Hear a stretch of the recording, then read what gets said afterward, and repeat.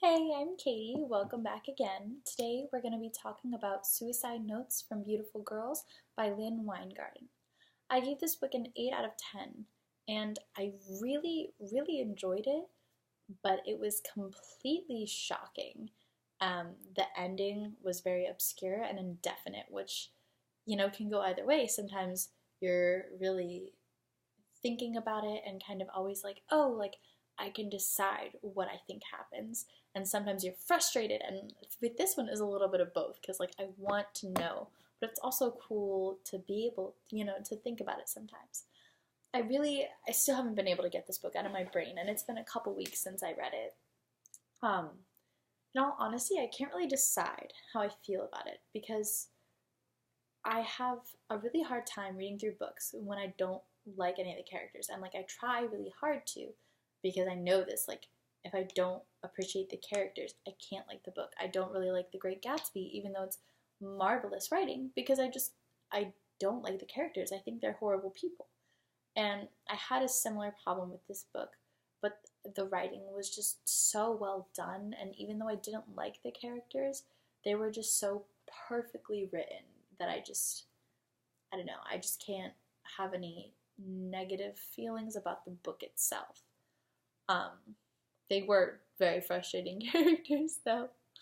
Um, it the book itself was just so masterful and really realistic, I think, as far as how people make their decisions, how they interact with each other, and the way that different people's thought processes and things like that kind of work and intertwine kind of when those different people are um, put together by circumstances. Um, this kind of brought to the table the stories of a lot of characters that I don't really get to read much of. Even though I've read similar premises before, this definitely, the characters that were plugged into this premise were very unique and something that I don't think we see a lot of. I don't know, it was hard.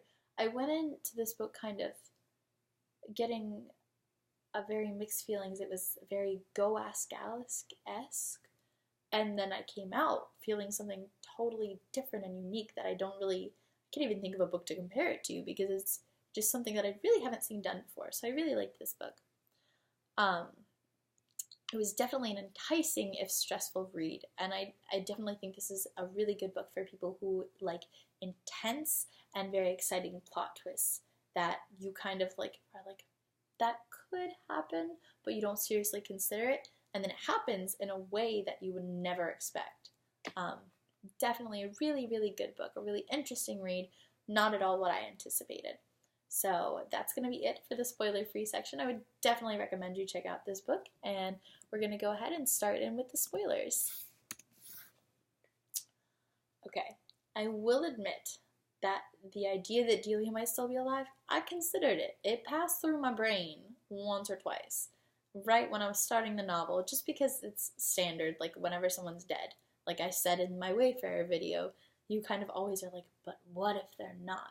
But just because of the way the book was written and like the whole plot, like the whole reason behind the story, it didn't seem like it was gonna happen, and then it did, and in such a way that I could not have predicted.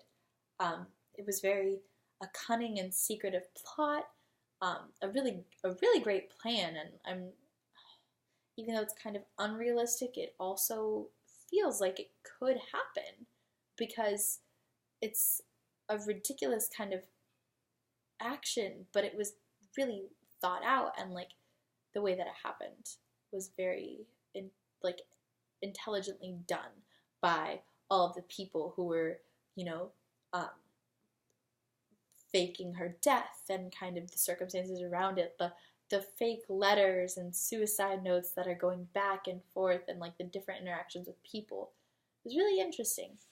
And it definitely made the story have like a first and second half kind of feel, and the dynamic was so different between the two, obviously, because one, she's trying to catch a murderer, and then the second, she's hiding the murderer. So it was really interesting. It was kind of disorienting because the story bounced around a lot of different ideas and lots of different theories, and the way that June kind of bumped through, well, what if it was this person, and could this have happened? It was really interesting, especially because she hadn't seen Delia in so long. She didn't have a whole lot to go off of. So she had so many different and random facts, like it's, oh, she was dating this person, but she got her drugs from this person, she was sleeping with this person, she might have been pregnant. And it just kind of, the way they all came together, it kind of clouded my brain a little bit sometimes because there was just so much going on, but also it felt very accurate because you're trying to figure out, well, if June's boyfriend cheated on her, and you're also trying to figure out if that same boyfriend murdered her best friend. So there's just kind of a lot going on, and I thought it was really well done. Kind of intertwining like typical plots, like, oh, what's she doing? Is she cheating on her boyfriend? Who's she cheating on them with? Is her boyfriend cheating? Blah, blah, blah. And then you also have these criminal plots, like, what if she was murdered? What if she was in debt and her drug dealer came after her? It's always really interesting when the seemingly trivial and the dramatic things kind of are interspersed, and you almost feel like they're equally important because they're like equally stressful and equally frustrating to you. And I thought it was a really, really well written example of that. It June got on my nerves a lot, like a lot, and it killed me that her and Delia had been best friends for years, and then they suddenly just up and stopped being friends. Especially because it seems like it was something with the boyfriend, which, I mean, but, no, chicks before dicks. It, it was frustrating, and it was really sad, especially when we did think that Delia was dead, and we didn't think that she was a sociopath. But I loved that didn't stop her from loving Delia and trying to find her killer, even when everyone else thought that there was no way that she had been like murdered, and everybody else was completely, just brushing it off. But she knew. She said, like, I know Delia. This is not who she is. Like, she's crazy and possibly depressed and has a lot going on, but she loved life. She enjoyed being alive and making memories and making every day count. And I feel like that's like the epitome of like best friends, like they, even when like you're not in contact and like you don't know everything that's going on in each other's lives, like the core of their character and the core of like their thoughts and who they really are and what they would and wouldn't do, whether you've talked to them about it or not. So definitely I started to get really frustrated on her behalf when people were like, oh, you don't get to care what happened because you haven't been around lately. Like, friendship isn't, I mean, obviously you want to be there for your friends, but it's not about like, are you here this exact minute? It's like, do you care about the person? Do you love the person? So, I don't know. While June wasn't my favorite, it was not my favorite little bit to read because I just kind of wanted to scream at everyone. Delia was such an interesting character.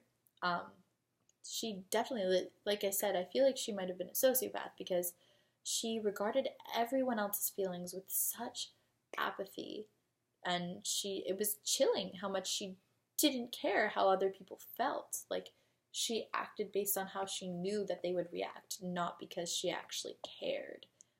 And it was really well written, very consistent, and a great kind of like character to have that we don't always get. That was definitely not something where she kind of changed up. She didn't change for anyone else. She loved June, but she didn't change who she was, because that's not how it works.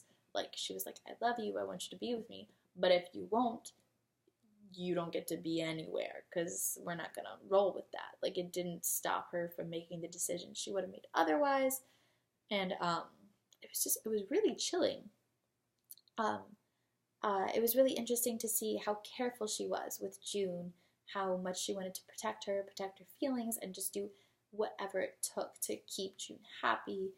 And even though she was like in love with her, she set her up with someone else, with Sebastian, because she thought that that's what she might want, and that's all she cared about. And it was really, she was a really fun character to read because she really challenged like my mind and like the limits of the characters that I've read and what I expect from characters. Um, Having untrustworthy narrators is always really unique and entertaining and stuff, but like I do wonder, because now we don't know how much of it, how much of what Delia has told June really happened. Will we ever know? How much of what Delia told the other characters in her posse is legit, and what's going to happen one day when what the pack wants is different from what she wants. Is she going to lash out on them? Would she go after them? Would she go off on her own? Or would she not trust them to keep her secret once they're not close anymore? What happened with her and June? I still want to know. Did June say yes and she wrote the suicide note herself? Or did she say no and Julia killed her? Like, and obviously, like, you can decide. It's your choice. But I'm gonna be very frustrated for a little while because it was a really good ending though. I don't know that I'll ever be able to decide how I do feel about this book, just because I'm so conflicted over all of the different things, and it's such a complicated book, and it deals with a lot of complicated things and complicated people. Um, and I respect this book, but it also kind of terrifies me, and it really pushes my brain and to think about things, and I don't know, it's scary to really think about things sometimes. But I really enjoyed this book. I hope you enjoyed as much as I do. If you do decide to check it out, I'm going to have the link below. Thanks so much for watching. Have a good one.